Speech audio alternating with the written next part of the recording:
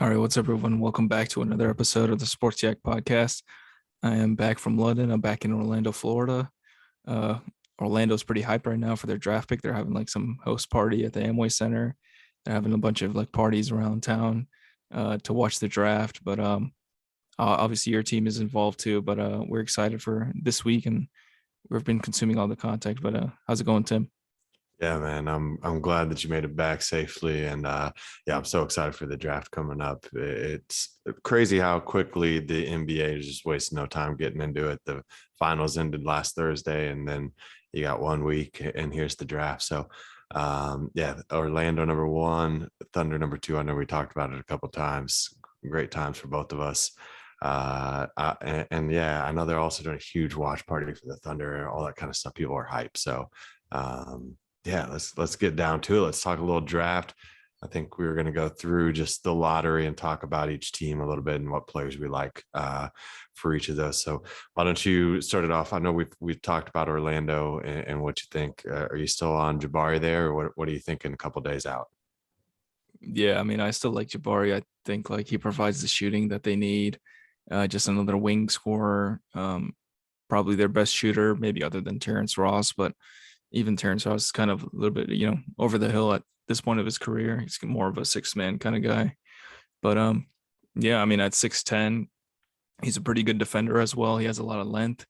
He can move his feet pretty quickly, and guard probably like 2 through 4, maybe even some smaller fives. Mhm. But what you been thinking of? See, if you recall back, whenever they had the lottery, we did the post lottery pod. I said I had a sneaking suspicion that it was going to be Paolo. That was going to be the number one pick, and Apparently, there's some buzz about him moving up. yeah, that's what I was about to say. And I know the draft or the Vegas was swinging the odds kind of his way, which I don't know how much weight to put into that as far as if that actually means anything. That could just mean that there's wasn't very much money there, or there was too much money there, and they're trying to balance it out. But yeah, there's I don't know. There's a lot of rumors going around. I mean, I also saw a rumor that saying Chet is in play big time for number one. So the top three, I feel like there's a lot of smoke screens going on. I feel like it's got to be. I still probably like Jabari as the pick if I was gambling on it. I still think for the reasons that I said back in that pod of just that I feel like the Magic need a little bit more of a shot creator, playmaker type, and that Paolo of the three is that guy. I would lean still towards him if I was the Magic, but if I'm guessing who they're going to pick, I think it's going to be Jabari just because there's been so consistent buzz around that. Being the number one pick. So you can't really go wrong. I think the only wrong move they could really make is trading out of the top three. But if they do convince Houston to like move up for whatever reason, because they want Paolo or whatever it is, and they can get some picks and they just get down to three and still get their guy kind of. Similar to like what the Celtics did, kind of with Tatum. Yeah.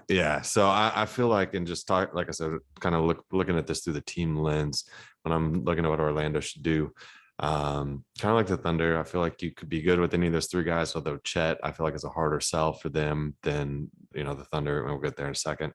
Um, so yeah, if you think that the Thunder are locked in on Chet and you fancy Jabari and you can convince Houston that you're going to go Paolo and Houston wants to pay you another first or something to move up, go ahead and make that move. But the only way I feel like they lose this is if they don't get one of those top three guys. And really, honestly, for them, it would be Jabari or Paolo. They got to get one of those two. So either way, they should be fine if they walk away from Thursday night with one of those two guys. And if they can get some extra asset or two in the process, then more power to them. But I bet they stick at one. I wouldn't imagine that there's a trade there, and they probably go Jabari. Yeah, it was pretty rare in that Fultz trade that we actually saw like the number one pick get traded like on draft day. Mm-hmm. Obviously, they've been get traded, a couple months later. You know, whatever Wiggins or even I think Wiggins was the one, right? He got traded like a month Got later, traded, but yeah, but that was kind of the different situation because yeah, LeBron come back. So I think Jabari makes the most sense for him, or Paolo. I think they go Jabari, but we'll see. And then I think that like I said, I don't think they trade, and then that takes us into Oklahoma City, which I feel like Yeah, this. I think somebody trades up if they want Chet, because I think You like think that's whoever, possible? I Yeah. think if Houston or like even Sacramento, if they want Chet, I think they'd be willing to trade up. But I don't think so. I think it'll probably just go Jabari and then probably Chet. Yeah, see, I feel like the Thunder, and I don't know. I mean, the Thunder are one of the hardest teams to have any kind of information on, but it feels like Chet should be the guy here. Like just from the way that their team is constructed and their needs and how he would fit and all of that. It feels like they should go Chet. Although one of my buddies who is a big basketball guy, his dad's a Division I basketball coach, and so he knows the game pretty well. He is locked into Paolo being the guy he wants Paolo bad. For Oklahoma. Um, yeah, For for the Thunder. Yeah. So yeah, I want Chet personally, just because. But whenever you look at like one of the big arguments kind of swung him was that whenever you found out the Paolo measured basically the same size as like Aiton, and he was like, "Dude, that could be our center," and I was like, "Yeah," but yeah, I think that the Thunder. If I was a gambling man again, I would bet that the Thunder are locked into Chet here. This seems like one that they're not going to move off of either. Um, so I bet that's what happens, and that's maybe also me just hoping that's what happens too. I just had this big board pulled up and like Jabari and Paolo, they're both apparently listed at 6'10", but Mm, Paolo has like a 40-pound yeah, gain on Jabari. yeah. Oh yeah, dude, he's thick. Actually, he's a big boy. So, and yeah, kind of rounding out talking about the top three, because I really feel like there's not much drama around one or two or three really. I feel like Houston would take kind of whoever's left there, but they probably, from everything sounds like, they kind of favor Paolo. But I feel like Jabari maybe makes the most sense for them fit wise, because they already kind of have some playmakers and guys that want the ball in their hands. And yeah, Especially like Jabari. defensively wise. Like I don't know if they're like thinking about that, that far ahead, but like they have Shengun now because they traded Christian Wood. So I Oh guess yeah, like Shengun and like Banchero is like your starting front court, a little bit slow footed. yeah. I mean, yeah. I'm not super worried about Paolo's long term defense. Really, I mean, I don't expect him to be like all defensive team or anything like that. But I I think he think does have the tools though. I mean, obviously, like you said, he's exactly. a big guy. Yeah, exactly. And he's athletic. So you would think that he'd be passable defensively. But yeah, I think that that's maybe, I don't know. I feel like if you go with the ideal fit for what the teams kind of need, that the Magic need Paolo's skill set the most, the Thunder need Chet's skill set the most, and that the Rockets need Jabari's skill set the most. Now, Yeah. don't The- necessarily think that's how it plays out, but I feel like that's what makes the most sense on paper. Yeah. I could see, I mean, I could see Orlando wanting Jabari or Paolo. Even Sharp, I guess. Like I don't know if he worked out for them or not, just because they need that shooter. Yeah. That's the wild card, but okay. I guess the only other wild card to consider, because I think everyone's pretty much set that those are the top three guys. You put any Jaden Ivey jumps into the top three, any chance of that happening? The problem is with these teams, he doesn't really fit. I guess Orlando could take him if they really think he's like going to be the best point guard, in that like one of the best point guards in the league in a couple of years, just because they kind of invested in Fultz and they took a Cole Anthony with a pretty high pick, and they obviously took Jalen Suggs last year in the top 5. So it would be weird if they took another like 6'4" guard. Yeah. Um, but I mean, I wouldn't be shocked if they took Ivy just because like if you Maybe, see his highlight tape, it's pretty insane. I mean, maybe if that's the guy that they love, I mean, that could make sense for a trade down to 3 or something there. I don't know if you make him the number 1 pick, that Yeah. seems like you Yeah. could I trade would back definitely and try to get an asset or two for him along yeah. with him. But yeah. Yeah. Yeah, that maybe could be something to watch. You don't know who's obsessed with these guys, but the interesting thing is with Sacramento at 4, it doesn't seem like Ivy's really their guy there. It's weird. Like all these all these teams that we're talking about, like like they probably just take the best guy available, even though it might not fit with their team. Like Ivy and Fox kind of clash heads, and then they also took was it Davion Mitchell last year, right? So in the Hmm. top 10. So Hmm. it's another like combo guard. Yeah, and I haven't followed it that closely, but I know Ivy said some things around like I think he said something basically about like that he hopes the Kings don't pick him. That something about like that'd be the worst case or something. So that's kind of interesting. I mean, that doesn't necessarily mean that they won't pick him, but it could be a situation too where maybe they pick him and that's a trade that you see happen later down, once we get to maybe pick 10 or something. That's when you find out after the fact that that was the trade, Ivy and whoever. I don't even want to get into what team would make sense to move up there. Maybe it's the Pacers or But something. like, do you like Ivy? Do you think he like? I think he's in the same like category as like the top three. It's tough. I mean, I like Ivy and I like his skill set. I mean, the kind of mold of the John Morant, Russell Westbrook, uber athletic guard, is really appealing in the modern NBA. A guy that's going to be super fast and get up and down the floor, which there's no doubt about him, from that angle. His shot isn't the greatest. So that's where it kind of can be a tougher fit if depending on what team you go with and who they already have as playmakers and shooters and that kind of thing. So, like, I know there's been some rumors around the Thunder maybe trying to move up and get Ivy, and maybe to get Chet and Ivy or something like that. And I feel like that's a tougher sell to me because, like, I don't know. I mean, maybe it works, but it seems like he'd be our sixth man. We already have two guys that need the ball in their hands a fair amount at guard, and he's not the greatest shooter, you know. Yeah, that would probably be like trading either SGA or Giddy probably. Um, maybe I don't know. I mean, It is kind of funny to see like all these four guys like theoretically they could all play together like on the same team like Ivy, Bencaro, Smith, and Holmgren. That would be a oh, fun four. for sure. Yeah, that is kind of interesting because they're kind of especially the top three guys kind of play that same, 4 or 5 maybe, but Paolo could maybe be a three or Jabari could maybe be a three. Yeah, and Ivy, obviously. Yeah. Yeah. So this is where the draft gets interesting though to me is that 4 spot because Sacramento, maybe they like Keegan Murray a lot. He seems more like the win now guy. He's a little bit older. He maybe positionally fits a little bit better for him. I like Keegan Murray a fair amount, but also, I mean, drafting somebody, I saw a stat about like he would be one of the oldest guys drafted in the top 5. And the guys that they listed alongside him weren't great. It was like Chris Dunn and a bunch of guys you don't want on your team, to be honest with you. Who was the guy that was older? Cameron Johnson, maybe. I think he was a bit older, right?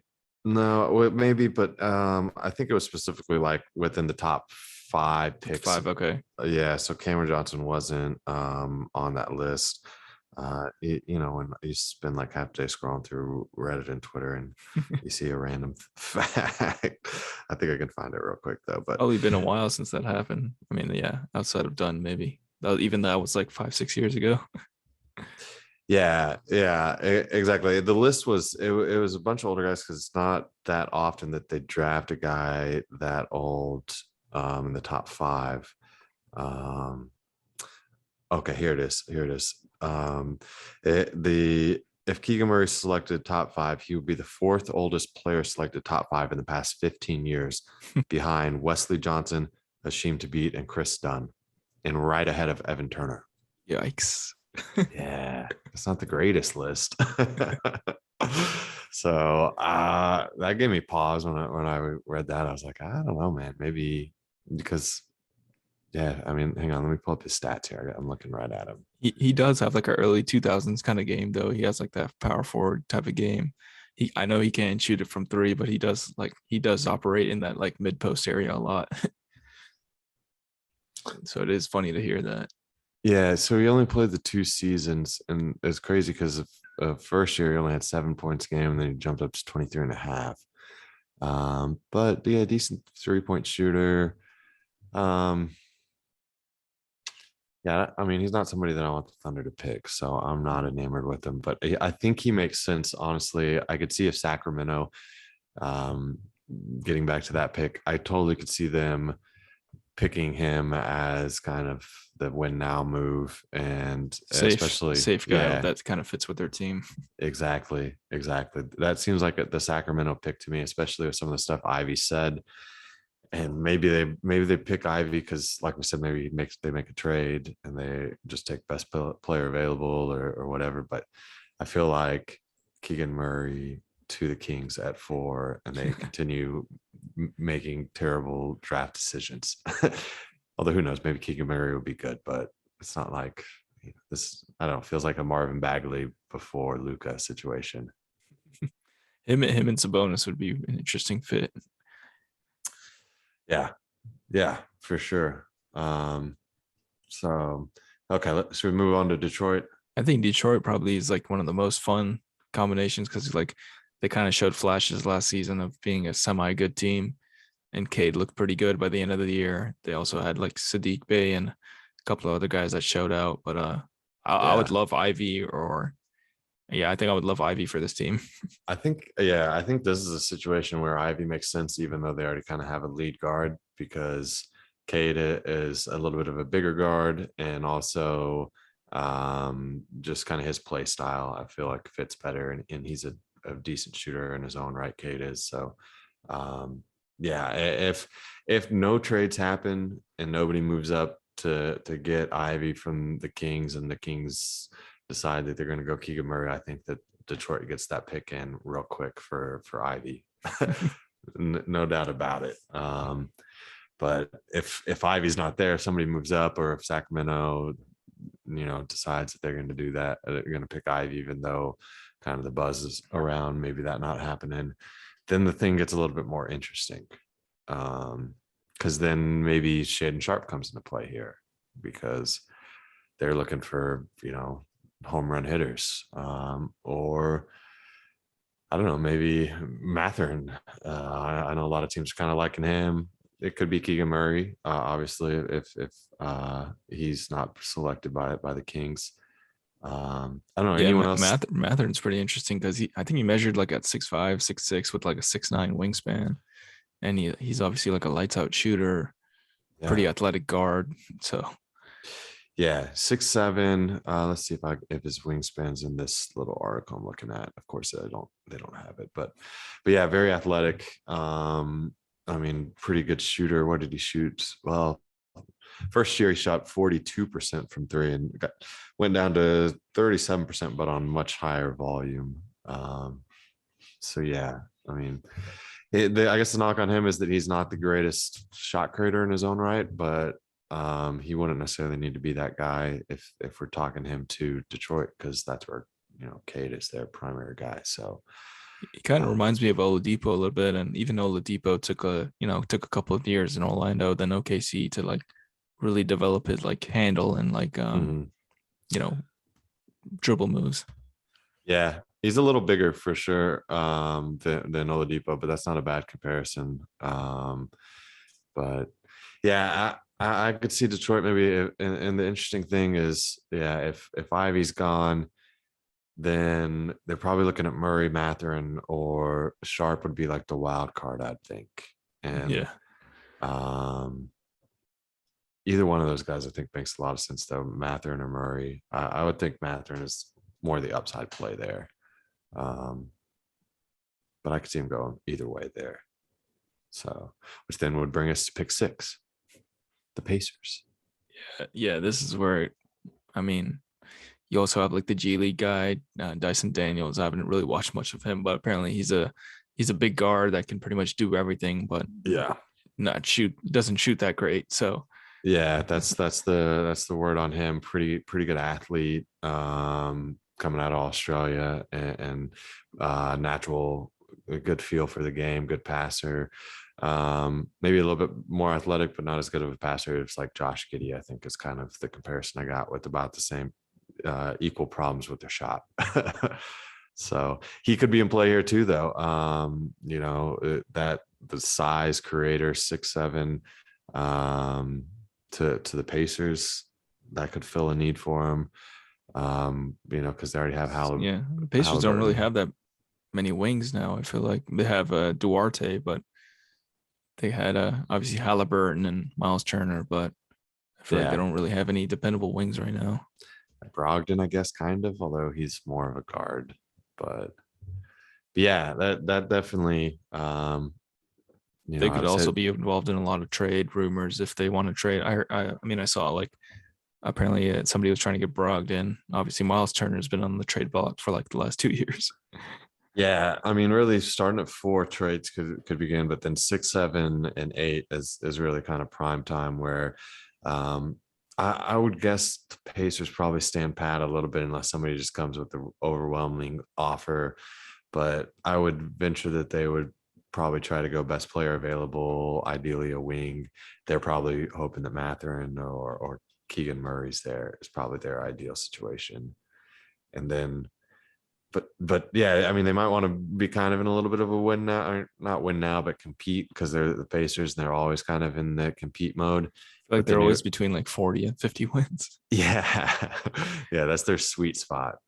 Something about that market, I guess. But the team, looking ahead to 7, then the team that really wants to compete is Portland because they got Dame. They're in Dame's prime right now, Yeah, and that's when you start looking at a bunch of guys that maybe aren't the most polished guys that are bigger projects. And I know they've been linked to Oklahoma City.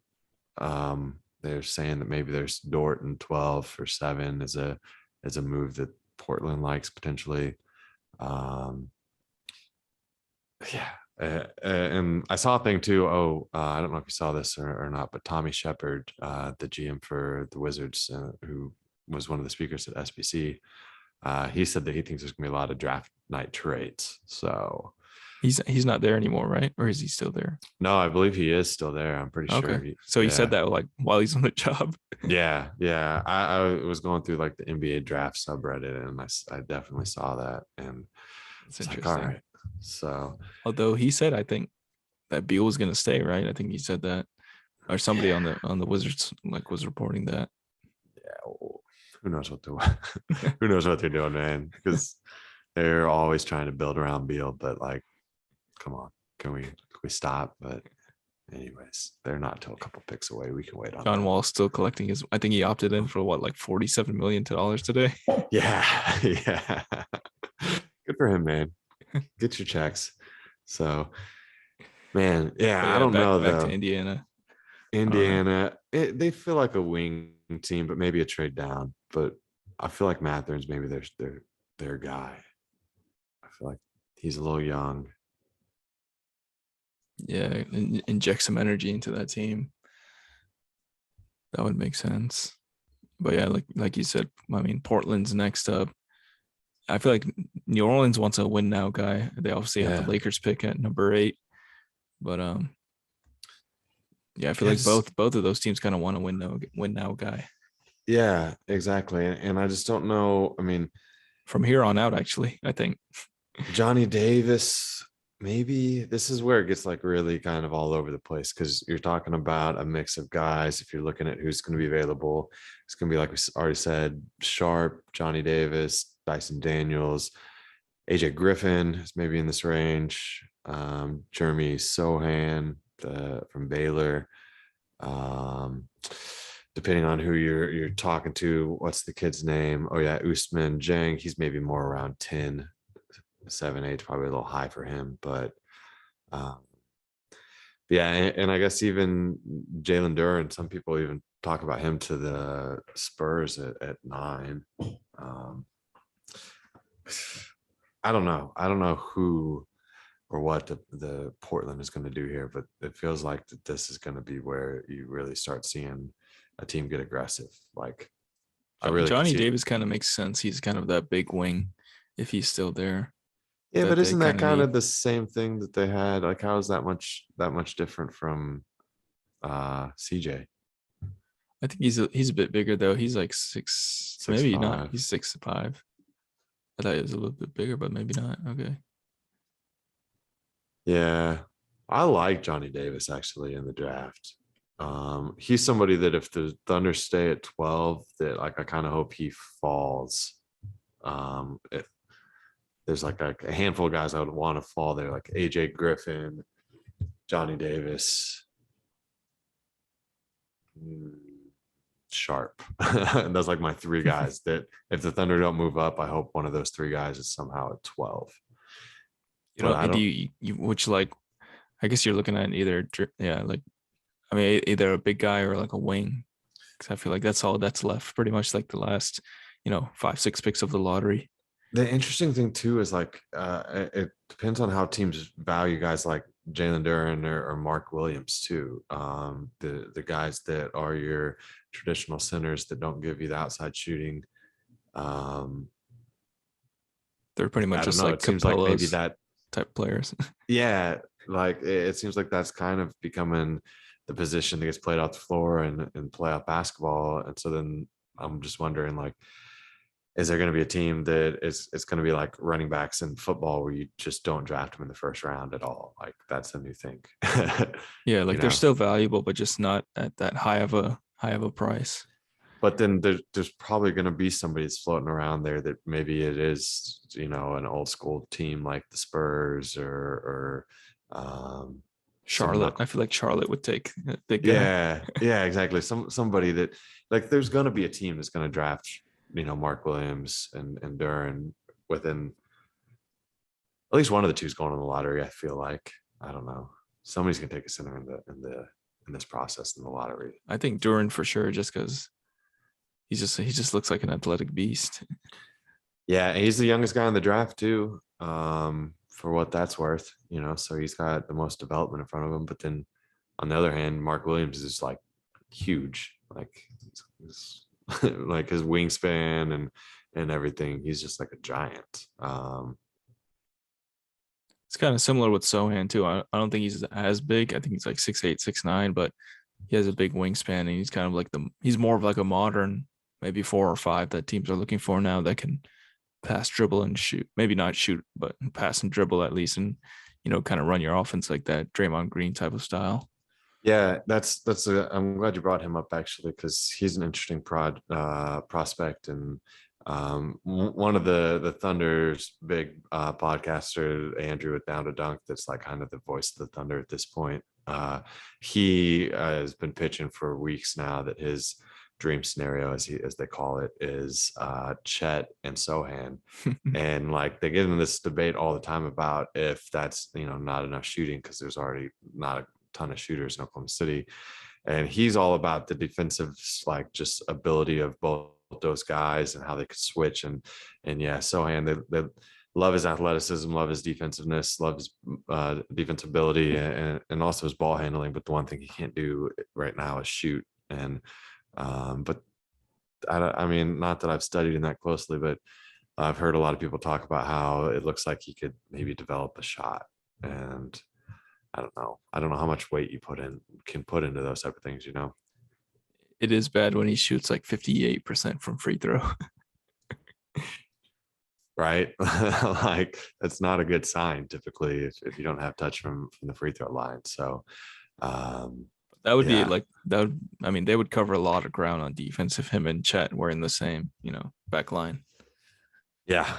Yeah. I mean, it defensively, like you can't argue against that pairing if that were to come to fruition. But Thunder fans, I don't know, like we heard for years, oh yeah, you can build a shot, Andre Robertson or whoever, man. There were so many guys that came through Whatever Oklahoma two guard City. was like in that corner.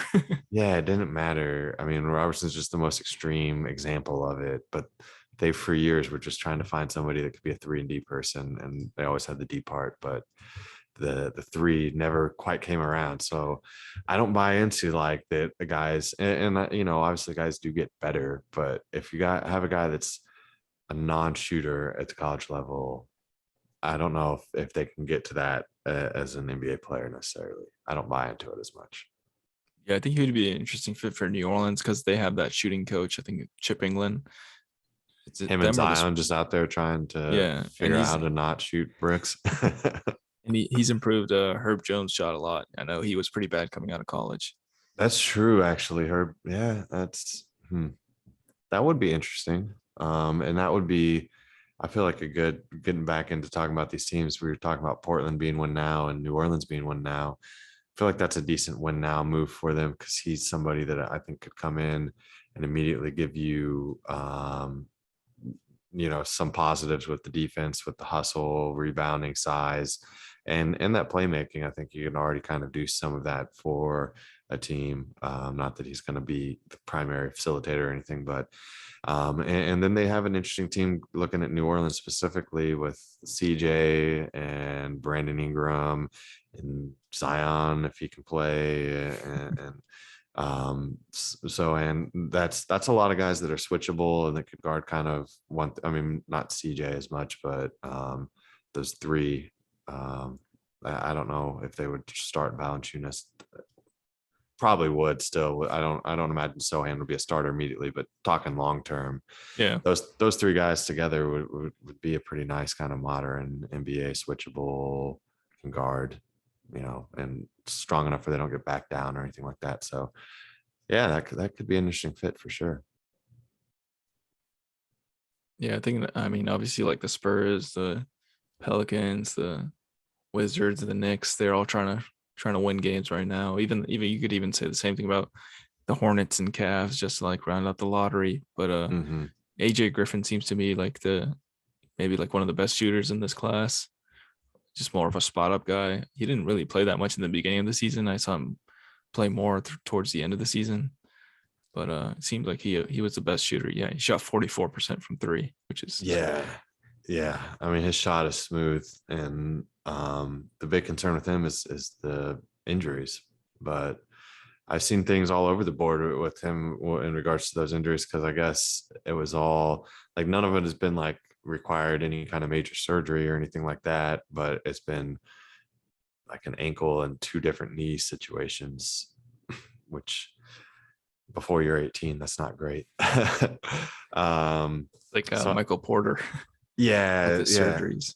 exactly. So I'm sure, these teams, they have the medicals and I'm sure that there's probably been some cat and mouse games with the agents trying to hide as much as they can if there's some bad things there, not just with AJ Griffin, but you hear rumors even about Chet, not providing medicals or not doing the heart thing at the combine, those kind of things. So who knows what the real story is with him? He's a really interesting prospect to me because, like I said, he's probably the best pure shooter. And the thing that people kind of knock on him is that his lateral quickness and that some of the athleticism just kind of being subpar. But you could be on the side of the argument that that's because he's had to deal with injuries, so you're not really seeing his full potential there. And if you could get him healthy and past the injuries and get his strength and athleticism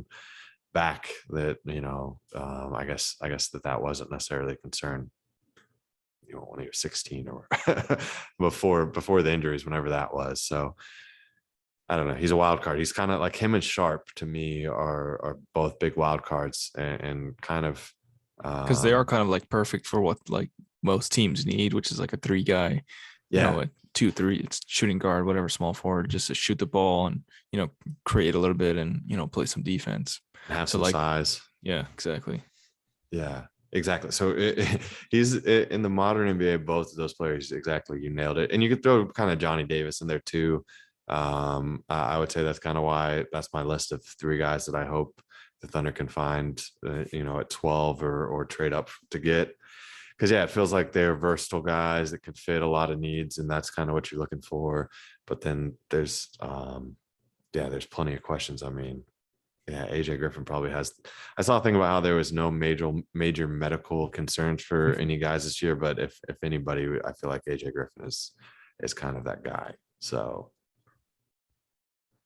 Him and yeah. probably like Patrick Baldwin. I remember Patrick Baldwin was like ranked in the top 10 before the Oh, that's season. true. Man, I forgot. Yeah, that's somebody I remember actually early in the season being like very high on, and but yeah, he underperformed because of injuries and whatnot.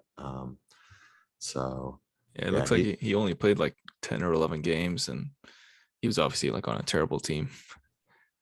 Yeah, and he was super inefficient. He was like clunking shots and just throwing them up. Who's another wild card actually? Just talking about players, is Jaden Hardy. Another G League guy, yeah. Yeah. Just kind of looking through here, he's maybe more of a point guard than some of the guys we were just talking about. But he's interesting because he was a top, highly regarded coming out of high school, top recruit, and then he kind of struggled in the G League. And I remember listening to a podcast where they were talking about a little bit of some of the behind the scenes stuff and just what was going on with the G League and his personal life. And I don't remember the story there, but apparently, there's a pretty good reason for why he was struggling. And then as the season went on, he looked quite a bit better. So that's somebody to also kind of keep an eye out for. Him and Jalen Williams from Santa Clara, I feel like are the two kind of jumpers that maybe are mocked in the 20 range a lot that might come out of nowhere and be picked up, and at the end of the lottery. Yeah, it's crazy. Hardy was actually ranked like number 2 or 3. Looks like on Yeah. ESPN, like coming out of high school. Yeah, exactly. So, and not to sidebar it, but it's interesting to see because the G League, I know a lot of people regard that as the second best league right now in the world as far as skill wise. So yeah, this kid coming in, taking that as the path as an 18-year-old, and it struggles to hurt his draft stock. And on the other, end of the spectrum, you got like Shaden Sharp, who just sits out the year and doesn't play, and he's maybe top 5. So that's an interesting thing, just a backstory to kind of keep an eye on, and I wonder how that affects the like G League path. Although last year, like Kaminga and who else was it? Who was it? That's a good question. Jalen Green, I think, right? Yeah. Mm-hmm. Yeah. I think they both did pretty well. I think they had a rough start to the beginning of the season, but they both came on and played some. Obviously, Kaminga was on a more, championship level team, so he didn't play that much. But I feel like Jalen Green came on by the second half of the year. Yeah, he was. I mean, he showed plenty of flashes at the end of the year that gave Rockets fans reason to be excited for sure. But he was super inefficient to start the year, and then he got injured at some point, and that was actually, if you remember, they went on like a run, and it was actually whenever he was out. But anyways, we don't need to relive the Rocket season. So yeah, it'll be interesting. Like getting back, I guess we maybe got totally off track a little bit, but we were just talking about how some of these teams want to win now, and it's kind of like, what are they going to do? The Spurs, I know we talked about how maybe I've seen people mocking them to get a center, and we'll see. This mock I'm looking at has them taking Dyson Daniels. So people who nobody knows what they're talking about. I feel like once you get past the top 3 in this draft, I feel like it turns into a crapshoot real quick. And depending on what mock you just look give at, the international guy to the Spurs. They've done pretty well with them. Yeah, that's like, I've seen a lot of people mocking Usman Jennings to the Thunder at 12. And I feel like it's kind of the same thing. Just like, oh yeah, give him another international guy. But if you look at that fit, it doesn't make that much sense. Like, I don't feel like the Thunder would pick him, but I don't know, maybe. What do I know?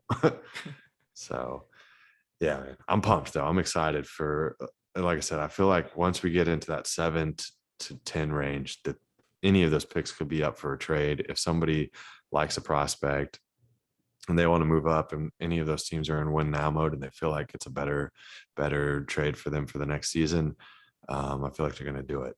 Especially, New Orleans being where they're at, Portland being where they're at, Spurs having Pop for only a couple more years, probably they want to win. The Wizards are always, like we said, building around Brad Beal. The Knicks maybe could be taking the long road, but they're the Knicks. They're probably going to be trying for Kyrie. Maybe they're the favorites there. I don't know. They are always in win now mode. So yeah, I don't know what happens once you get past 6. I feel like it's going to be just, maybe I'm hoping, but I feel like it's going to be insane. I feel like there's going to be trades flying around, and that maybe even like Woj and Shams won't be able to even keep up on Twitter, man. Do you like that they tweet like the pick before? Not really, but we'll see. It'll be interesting to see how it plays out. We'll see how early they tweet out the Magic's pick. Yeah, like I mean, it just is kind of annoying because I'm like, well, why am I even watching the broadcast? I'm just like scrolling on Twitter, and so like I can't remember. I go back and forth every year about like, okay, I'm just gonna stay off Twitter. Then I'm like, but then I'm missing out on all the good stuff. So yeah, Especially when man. they're saying like, oh, they're like what was it, that one year they were like kept saying like, oh, they're interested in, they're attracted to. They kept like using like a different word to say that like they're like in love with the player. Oh yeah. Because they weren't supposed to directly. Yeah, they're lasered in on, laser focused on. Yeah, yeah, that was stupid. We know what you're doing. I'm So actually curious to see where Agbaji goes. Like he had a pretty good tournament. He was like Kansas is like obviously they won the championship. One of their best players. I think he won. I think he did win player of the tournament, right? So yeah. he He could be was that old. pretty That's the good thing three about and D him. guy. But yeah, Yeah, I mean, he was a really good player for Kansas, and I'm clicking on to see how old he is. This mock I'm looking at, okay, he's 22. This mock I'm looking at has him going 14 to the Cavs, which makes sense. They could use some size on the wing, another scorer. Um, yeah, he's a good player. I mean, and I know I've listened to plenty of draft guys podcasts, and I know like this Blake West league kid from Notre Dame. There's some people that are pretty high on him. They were saying that he was kind of overlooked. And Ty Washington. He's not somebody that I love, but the one thing I'll say is those guys from Kentucky that fall down into like the later teens or early 20s, they tend to turn out pretty well. Um, so yeah, there's some players to like. Also, Nikola Jokic, Jovic. Jovic. Yeah, I know some people really like him. He's more of a 20s guy, but yeah, there's some people that are interesting out there to me. Or there was some other person that I was scrolling through. It's Patrick Baldwin, that was yeah. one you mentioned. Um, It's funny, like the international guys, they're pretty like well rounded. Like um who was a Jovic averages 6 rebounds, 5 assists, 15 points, a steal, half a block. Pretty good per 36 minutes, I guess. I don't know if he yeah, was playing that much in overseas. yeah. Yeah, I don't know a ton about him I mean, just other than things I've listened to, but I Right. know I saw actually one mock, not this one I'm looking at, but a different mock I saw earlier had him going to the Nuggets, which I feel like would just be the most confusing thing of all time. Just one letter different. Yeah. So I feel like that's going to happen just because of that. So, anyways, that's another a side plot to the draft, I guess. He's Serbian too. I think Jokic is Serbian also, right? So Yeah. Yeah. So, another name that I kind of like in the 20 range, Malachi Branham, from Ohio State. He's interesting as another kind of freshman that came on strong late. Um, I don't know, man. I feel like this is going to be, there's honestly like a lot of wings in this yeah, draft. I feel like there's a lot of yeah. shooting small forwards, power forwards. Uh, not there's not actually not that many point guards, like pure point guards, I think. Besides No, maybe what Ty Washington. That's probably like the only true point guard, I think. yeah, I think I mean that is a good observation, actually. Yeah, definitely weak on the point guards for this draft, but everywhere else feels like wings and bigs feels like there's some good options. So, and yeah, there's been some headlines already with the Kyrie and the Nets, and yeah, the off season's off to the races. So, it'll be interesting because this will be the unofficial or the official start to the off season, right? Yeah, I think they can start. Obviously, they've already started making Started making trades during the trades. finals, but yeah, Yeah. Yeah, but yeah. When and then because free agency is like, is that the start of July? I think it's July 1st. So just like maybe a week Yeah, after the not draft. even. So Yeah. the NBA Yeah. just loves the summer, and then They summer league already starts like a week after that. So they already announced the summer league like first couple games, and they have Orlando, OKC, and the Rockets all kind of playing right to get it off the jump. So You'll get to see the first three picks going against each other. Yeah, I think day one and day two. So that's gonna be fun. Yeah. You think Kyrie will like actually opt out, or like you think he'll actually would you bet that he leaves Brooklyn or no? It kind of sounds like it. And if I'm Brooklyn, man, I think we've already kind of talked about it in prior pods. Like, do you really want to? I don't know, man. Do you really want to give him long-term money with everything you've already put up with? But at the same time, you kind of already made your bed, right? So Yeah. I was listening to Zach Lowe and he was talking to Jonathan Givony about just like Kyrie stuff, and Givony was actually like, yeah, give him a 5-year contract because, talent, I guess, he's more of a draft guy. So I think he just like loves talent over everything. yeah, Meanwhile, Zach Lowe was like, he was like flabbergasted that he would even say said that. yeah. I'm glad that's not my problem, I guess. I mean, although I wouldn't mind being in the Nets front office, but yeah, that sounds like a headache, and it's been a headache for a while. So I can't blame them after this past season if they would say, hey man, you don't even play games for us. Like, but you Plus, also don't know. as a Thunder guy, you kind of secretly root against KD a little bit. Yeah, but I was about to say, you also don't know what that conversations was really like with Kevin Durant, and what he wants, because I'm sure that factors into the equation. And yeah, but did you see the report that they said Kyrie was holding like his own practices after Yeah. Steve Nash got done? Yeah, let him go. Only LeBron can control him. Even then, it only lasted what, like 3 years. Yeah. Yeah. I feel like somehow, and I don't know how this would make any sense, but I feel like the only chance he has to getting any kind of back in the good graces is he needs to go to the Lakers, find a way to get him on the Lakers where LeBron can get him back under control. Maybe, I don't know, maybe he has some type of spell he could cast or something. And Another tough job for a first-year coach. yeah. Have fun with that. But I mean, it's gonna be tough anyways, even if you keep Russell. Hey, maybe we get a Westbrook trade in the draft. Maybe, man. Maybe. OKC? Nah, that's not happening. Highly doubtful. I heard Charlotte's actually interested. Maybe. I could see that because Michael Jordan loves him, man. Michael Jordan loves Russell. Yeah, plus he's a Jordan guy, right? Yeah, he's a Jordan athlete, and Jordan was even the guy, like, so Russell Westbrook's in the Oklahoma Hall of Fame, and Michael Jordan was the one that inducted him into the Hall of Fame, which is like awesome. The Oklahoma, like just state of Oklahoma. Yeah, yeah. So they did KD like the year before KD left, I think, as a way to like maybe hope that he stays. I'm not sure what the motivation was. I mean, KD did, and Russ have both done a lot of stuff. Showed up for that. But yeah, so they did KD, and then KD leaves, and so they were like, oh shit, we got to do Russ now, because then Russ stayed, and then yeah, they managed to swing Jordan out there as the like presenter, the guy that spoke, and that's hilarious because Jordan has nothing to do with Oklahoma, but I guess now he does with the university, right? They're sponsored by Jordan. Yeah, that's true. There are ties now. So was Blake was a Jordan guy too, right? Yeah.